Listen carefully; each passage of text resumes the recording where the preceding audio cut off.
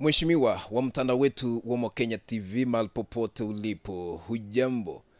Karibu katika uchanganuzi wa masuala ya kisiasa ili nikueleze na kufahamisha yale ambayo yanaendelea katika sekta ya siasa, kisha baadaye nitakuwa nachanganua moja kwa moja kabla ya kutamatisha hii kanda, maana naileta chini ya dakika 10. Naomba tu kaweze kunifuatilia. Nauliza swali ambalo ningependa ukaweze kunijibu kwa kuniandikia katika sehemu ya maoni hapa chini, kisha baadaye nitakuwa naendelea. Baada ya Raila Odinga ambaye ni kiongozi wa chama cha ODM kushirikiana na rais wa sasa William Ruto, je, chama cha ODM umaarufu wake unaendelea kudidimia ama nguvu zake zinaendelea kuongezeka hata zaidi? Utaniandikia katika sehemu ya maoni. Karibu katika uchanganuzi wa siasa siku ya leo. Kombora kali limeweza kurushwa katika kambi ya chama cha ODM, chama ambacho ni cha Raila Odinga. Ni kipi hiki ambacho kimefanyika? Kabla nieleze kwa undani, naomba kushukuru wote ambao mnatazama hii kanda mahali popote mlipo, mzidi kubarikiwa na Mwenyezi Mungu akae katika kiti cha enzi. Lakini niko na ombi moja, kunyenyekevu na heshima kubwa. Tupe like katika kanda hii. Na ikiwa hauja subscribe katika mtandao wetu wa Mokenya TV, kuna kitufe hapo chini kimeandikwa subscribe. Bonyeza hicho kitufe ili kuwa subscribed. Kando yake kuna kengele, bonyeza kengele ili kupata kanda zote pindi tu tunapozikuwa katika mtandao huu wa Mokenya TV. Utakuwa unapokeza notification ya kufahamisha kwa Mokenya TV ameweka kanda mpya ambayo inastahili kutazamwa. Karibu ili tuendelee pamoja.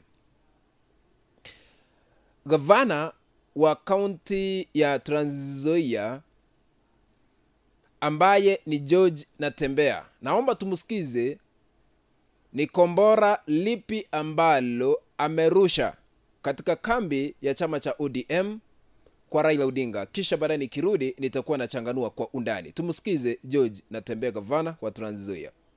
Raila tunapenda yeye, lakini Raila alifanya kazi na Moi, si ndio? Amefanya kazi na Kibaki kwa serikali ndani, amefanya kazi na Uhuru. Sasa hizi tena ameenda kufanya kazi na Ruto bwana. Sasa hii mambo yote, kina Matiba walikufia, kina Muliro wakakufa, kina Omalo wakakufa, kitafuta mambo ya vyama vingi. Ilikuwa ni kuanza kubehave namna hii kweli? Mtakubali maneno kweli bwana? Na Raila, wewe Raila pia hoja nikuambie kitu kimoja. Tuko na deni na wewe. Wakati wa kura utuambie ukishinda kura utapatia Oparanya kwa waziri wa finance. Wakati ulipewa nafasi na mheshimiwa Ruto, badala ya kupatia Oparanya nafasi ya finance ukampatia nafasi ya hasa nafasi. Wanatubeba aje? Mtu ambaye anaitwa Sifuna, Secretary General, akiongea mambo ya wananchi kidogo anakumbushwa na wabunge wa ODM kule kwa assembly kwamba hiyo kitu nimekupatia na shilingi ndio za kuondoa wakati wote. Kama wataki watu wengine wakwe kwa ODM ibaki chama ya Wajaluo, watuambie wabaki na hiyo ODM yao. Caleb Amisi walimwambia atakuwa chairman wa Public Accounts Committee. Hizi Caleb analilia kwa choo, anaangalia kiti kwa view. Sasa sisi tumesema ile meza ambayo watu wanakaa wakipanga masuala ya taifa ni Muluya anakaa hapo. Umesikiza vile ameweza kujieleza yeye mwenyewe na kusema ya kwamba Raila Odinga amekuwa akishirikiana na marais wote na sasa ameamua kushirikiana na William Ruto, na vile inaonekana yeye hatetei wale ambao wako katika mrengo wa upinzani kilinganishwa na viongozi wale ambao wamekuwa wakisimama na Wakenya, haswa katika mrengo wa upinzani akina Matiba na wengine Wamalo na wengineo. Amesema ya kwamba Raila Odinga sasa hivi ako na deni ya kulipa kwa sababu wakati wa kampeni aliweza kutoa ahadi ya kichukua serikali Oparanya kutoka eneo la magharibi mwa Kenya atachukua nafasi kuwa waziri katika wizara ile ya mihela treasury. Lakini baada ya kushirikiana na Ruto alimkabidhi wizara ambayo ya kushughulikia na Hustler Fund, na kiti hicho aliweza kukabidhi mwenzake. Amesema ya kwamba Edwin Sifuna ambaye ni katibu mkuu wa chama cha ODM, wakati anainua kichwa kuzungumzia Wakenya na kuwatetea, ananyamazishwa na kuambiwa tulia, usipotulia utangolewa kwa kiti ambacho unashikilia kwa sasa katika chama cha ODM. Na Caleb Amisi ambaye ni mbunge wa Sapoti, naye wakati anaonekana yuko na nguvu za kisiasa, katolewa ahadi kwamba kuna kiti angekabidhiwa katika bunge la kitaifa, haswa katika kamati zile mbalimbali, lakini bado hajakabidhiwa nafasi yoyote. Na amesema ya kwamba ikiwa Raila Odinga ataendelea na hiyo tabia, atueleze ili tujue hayo matamshi ni ya gavana Natembeya, sio yangu. Tujue kwamba ODM ni ya Wajaluo wala sio ya Wakenya, na Waluya wakiwa moja ya makabila yale ambayo yanatumia chama cha ODM. Now, I want to put this into perspective so that we can understand the mission of Governor George Natembeya politically. Matamshi haya ya George Natembeya yanamaanisha nini? Point number 1. Ukisikiza vizuri, Natembeya kabla ya 2027 anataka eneo la magharibi mwa Kenya, western part of Kenya, to have their own political party. Wawe na chama cha kisiasa ambacho kitatumika kuwachagua viongozi mbalimbali kutoka eneo la magharibi mwa Kenya, wala sio kutumia chama cha ODM. Yani vile anazungumza, chama cha ODM hakiwezi kuwa na nguvu kuanzia sasa, haswa katika eneo la magharibi mwa Kenya. Kwa hivyo mission ya gavana huyu, ninapomfuatilia na kumsikiza, anataka kuunganisha jamii ya Mlembe, kuhakikisha ya kwamba wale ambao wanaenda kuchaguliwa kuwa viongozi lazima watakuwa na chama chao cha kisiasa, ili kuleta heshima kwa kura zile ambazo wako nazo. Ndio maana amesema 2027 na kura zingine zijazo lazima wakae kwa meza kupagain.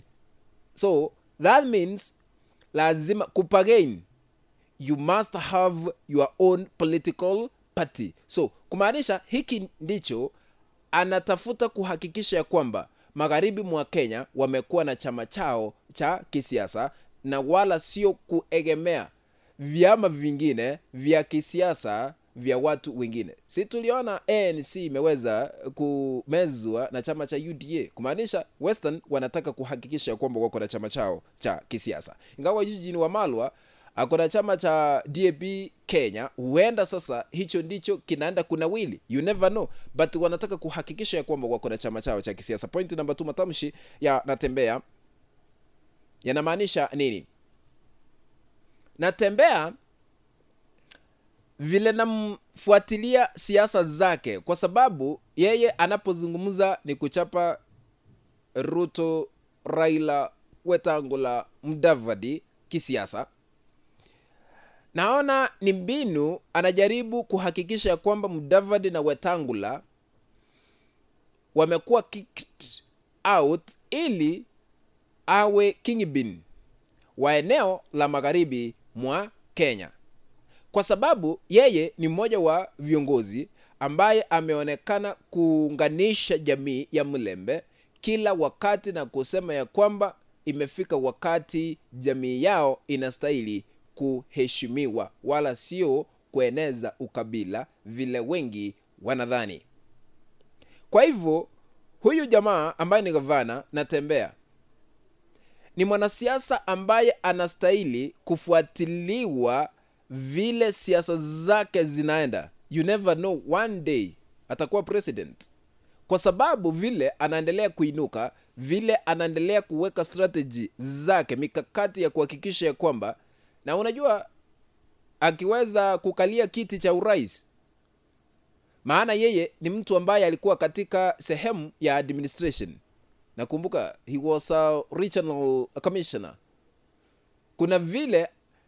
Kuna sera zile ambazo anazielewa zaidi, kwa sababu amefanya kazi katika serikali kwa muda mrefu. Ni mwanasiasa ambaye anaelewa how to unite maybe Kenyans, lakini lazima mizizi ianzishwe kwa ground kule penye community iko, na upande kuelekea juu pole pole, gradually.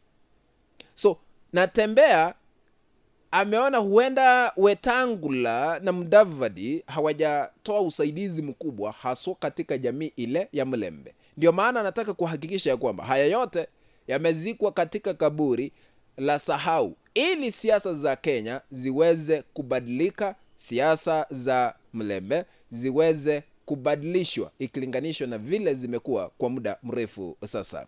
What do you think? Atafaulu kwa siasa zake? Maana amesema tawe tawe hapana pale tawe. Sina lingine ila tu kushukuru kwa kuendelea kutazama kanda zangu ambazo naziweka katika mtandao wetu wa Kenya TV. Barikiwa sana na Mwenyezi Mungu akae katika kiti cha enzi. Kufikia hapo mpenzi mtazamaji, ndipo natia kikomo katika uchanganuzi wa masuala haya ya kisiasa. Ikiwa unatazama kwa mara ya kwanza, umekuwa ukitazama lakini bado hauja subscribe katika channel yetu ya Kenya TV, kuna kitufe hapo chini kimeandikwa subscribe, bonyeza hicho kitufe ili kuwa subscribed. Kando yake kuna kengele, bonyeza kengele ili kupata kada zote pili tu tunapoziweka katika mtandao huu wa Kenya TV, maana utakuwa unapokeza notification kufahamisha kwa Kenya TV ameweka kanda mpya ambayo inastahili kutazamwa. Usisahau kutupia like ukipenda thumbs up, na sambaza hii kana kwa moja mambili tatu katika mtandao wa WhatsApp na hata katika mtandao ule mwingine wa Facebook ili tuendelee kujulisha wengi zaidi. Asante sana, tukutane katika kanda ambayo nitaitengeneza hapo baadaye. Bye bye, kwaheri.